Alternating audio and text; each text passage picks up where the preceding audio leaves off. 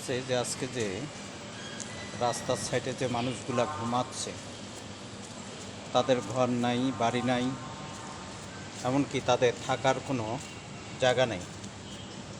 তো এই মানুষগুলা তারা কিভাবে তারা থাকতেছে, কিভাবে তারা ঘুমাচ্ছে, তাদের গোসল নাই, তাদের খাবার নাই, তাদের কাপড় চোপড় নাই, তারা অনেক কষ্ট করতেছে।